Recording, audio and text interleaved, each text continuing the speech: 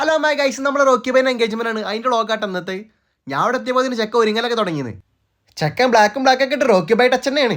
പിന്നെ റോക്കി ബൈനെ ഒരുക്കാൻ ഇവരെല്ലാവരും നേരത്തെ തന്നെ ഇവിടെ എത്തിയെന്ന്. പിന്നെ ഇതാണ് നമ്മുടെ ജിത്തു, കൂട്ടത്തിൽ ആദ്യം എൻഗേജ്മെന്റ് കഴിഞ്ഞ ബെൻഡാണ്. പിന്നെ അവിടെ മേത്ത് അടിക്കുന്ന സ്പ്രേ അതാ തലമൊക്കെ അടിക്കണ്ട്, എന്നാലും മണത്ത് പാറട്ടെ. അത് ഞാൻ തിരിഞ്ഞു നോക്കിയപ്പോഴല്ല അപ്പുൻ്റെ ഈ കോപ്രായം കാണുന്നത്. എന്താല്ലേ ചെക്കൻ്റെ കുട്ടികൾ ഇപ്പോഴും മാറിയിട്ടില്ല. ഒന്ന് തിരിഞ്ഞു പോലും നോക്കണല്ലോടാവൻ. അത്രക്കുള്ള ബുദ്ധിയൊന്നും അതിനില്ലല്ലോ.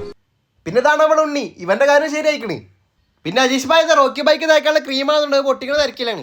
ഇവിടെ എല്ലാവരും ചെക്കനെ എടുക്കുമ്പോ ചിക്കോടെ കുട്ടിയായിട്ട് ആറ്റി നിൽക്കുക, വല്ലാത്തൊരു തന്നെ അല്ലേ. ഇച്ചക്കന്നെ ഇഷ്ടല്ലേ?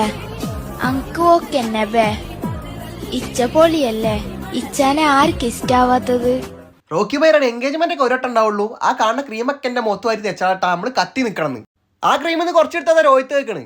പക്ഷെ ബ്രൂട്ടീഷും മാത്രം ഞാൻ ചെയ്യാറില്ല, ഇതുവരെയും ചെയ്തിട്ടില്ല.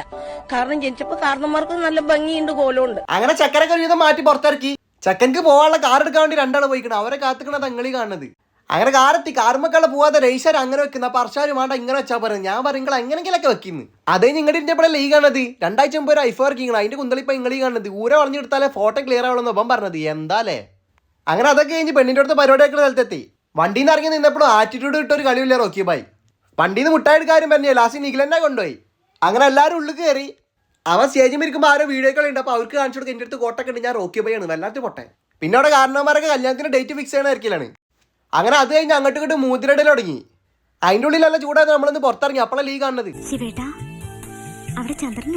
ഇല്ല, ഇവിടെ ശ്രുതിയുണ്ട്. പിന്നെ നമ്മൾ ഉള്ളിൽ വന്നാൽ ഇവിടെ കേക്ക് കുറിക്കൽ തുടങ്ങിയിരിക്കണ്. പിന്നെ അതിന് ബാക്കിയുള്ള കേക്ക് ഞങ്ങൾ ഇങ്ങോട്ട് എടുത്തിട്ട് എല്ലാവർക്കും മുറിച്ചു കൊടുത്ത്. ചെക്കൻ ചെറിയ കൊണ്ടൊരു കേക്ക് എന്നാ ഞാൻ ക്യാമറ കണ്ട് ഒപ്പിയെടുത്താണ്. പിന്നെ അവിടെ പെണ്ണിന്റെ കസിൻസിന്റെ ഡാൻസ് ഒക്കെ ഉണ്ടായിരുന്നു. പിന്നെ നമ്മളെ മെയിൻ പരിപാടിയായിട്ടുള്ള ഫുഡ് അടിച്ച് സ്റ്റാർട്ട് ചെയ്ത്. സാലിക്കൊക്കെ നല്ല ആസ്വദിച്ച് തിന്നുന്നുണ്ട്.